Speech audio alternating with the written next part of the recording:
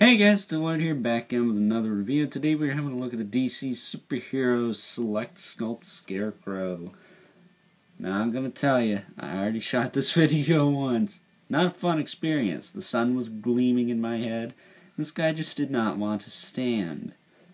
One of the flaws with it is that the joints that should not be made out of rubbery plastic are made out of rubbery plastic, so he tends to fall down a little bit.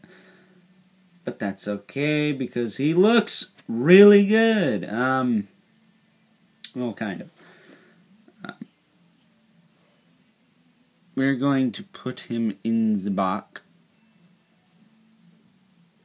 He's just leaning there. He did come with a comic book where he's featured often in it. It's just generic Batman. And, some stuff on the back.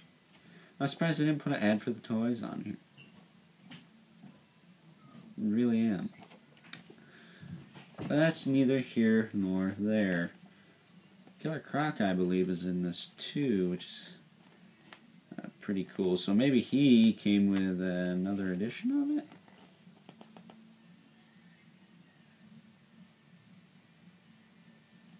That picture's pretty gnarly looking.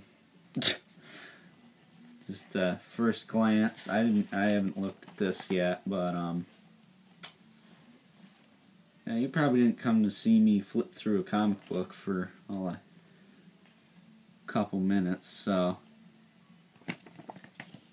But that's cool. Nice he comes with that, because later they came with crappy display stands and yada yada yada. The rest is history.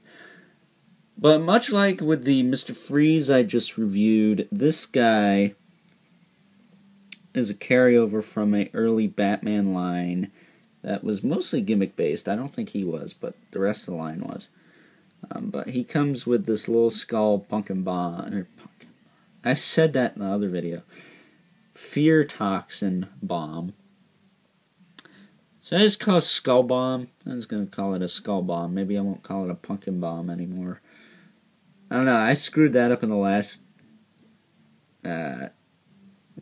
shot at doing this video. I called it a pumpkin bomb an awful lot. And then he also has this insanely humongous, and on mine unfortunately warped. Yeah, look at that. I've tried flattening that out just by putting weight on it, but it's just not going. He comes with a scythe with a pitchfork on the end. Now I wish that the pitchfork was either longer or just the rest of the handle for the scythe that just went down. Because I think if it had been this tall, he would be able to hold it like this, and it would be over his head. You know, maybe just make it twice as long, and it would be over his head, and that would look really, really cool, but they didn't go with that. They went with this pitchfork. So he's a pain in the butt to stand. Otherwise, I would have been just like, I use the scythe as a stand. Well, the only downside to that is they didn't put this handle high enough. If it was here, maybe you'd probably get away with it as a stand. Other than that, he's kind of a pain in the patoot to stand. However, if you have him holding it at this end, you know, if you can even get him to hold it at that end, it should be relatively easy. But who holds it? Who holds a pitchfork like that? But other than that, the figure itself, I mean, look at the face. Now, apparently, he looked like exactly like this in Batman Animated Series at one point. Maybe it's a concept, but he didn't have the hair and the crazy eyes. He just had a face like this.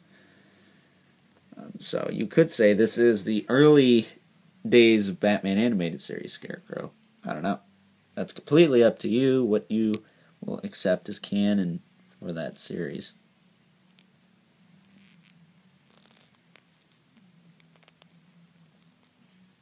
I'm just seeing if his lower torso would rotate outside of this kind of skirt piece he's got going on. I don't think it would. It does. It does a little teeny bit. But with that being said, let's get into the articulation. He's got a ball joint in the head, double ball joint actually. It was a little loose. It's a little loosey goosey around here, but everywhere else it seems to be decent and stiff. You know, if you kind of have it sitting like that, it's not going to flop around.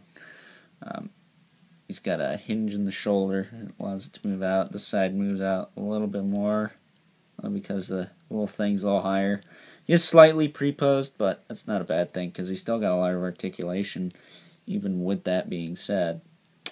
Shoulder will rotate 360, bicep swivel, single hinge at the elbow, swivel at the wrist, swivel at the waist, swivel underneath the waist. Basically, swivel above the belt and underneath the belt, and then you can even rotate his crotch underneath all that. His legs, he can do the splits. Well, he could. I thought he could do them a little better than that, because he does do some acrobatic stuff. And if you look, his hips aren't as bad as some of the other ones, because he's so skinny. I mean, that almost looks right. Almost. They do move out, or forward, and then back, and then he's also got a thigh cut. Single hinge at the knee. Now, I thought he had an ankle rotation, but I guess he doesn't. I mean, it looks like a separate piece, but it doesn't move, so... And it's like that on both sides, so I'm just going to assume he doesn't have it. And then he's also got a hinge and a rocker in the foot. Now, if his rockers were stiffer, might be a little bit easier to stand. That he doesn't have any peg holes, so he's kind of screwed. Not a stop-motion friendly figure, to say the least.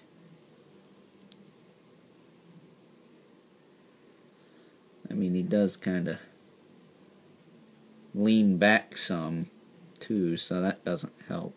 But standing without any of his accessories, I put away my obligatory Batman comparison, but there you go. He's a decent height.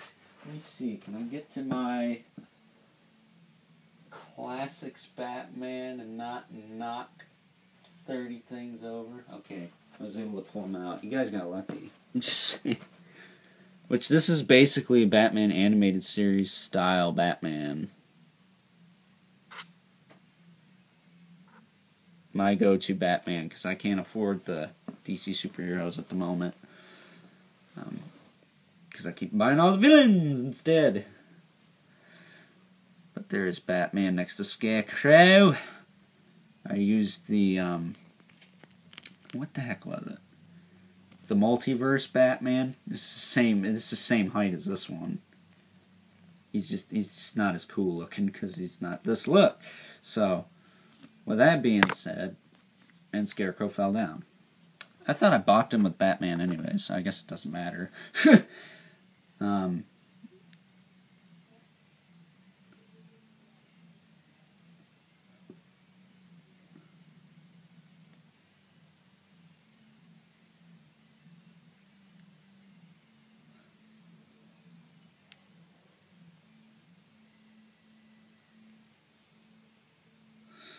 Sorry for the awkward silence. I forgot what I was going to say. Yeah, the other two reviews was the Penguin and the Mr. Freeze. I used the Multiverse Batman. I put him away before I filmed this. Same with the Man-Bat. Now, look at that. He's standing right up now, making me look like a total chump. So I guess it's all in the posing. It's all in the posing. I guess Shardimus Prime is the best toy reviewer of all time. I don't know.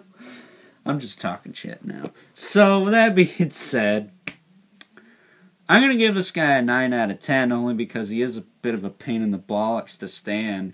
But other than that, he is really cool looking, and I like the look of this dude. So, with that being said, I hope you enjoyed this review, this pain in the ass that it's been. And until next time, I will catch you guys later.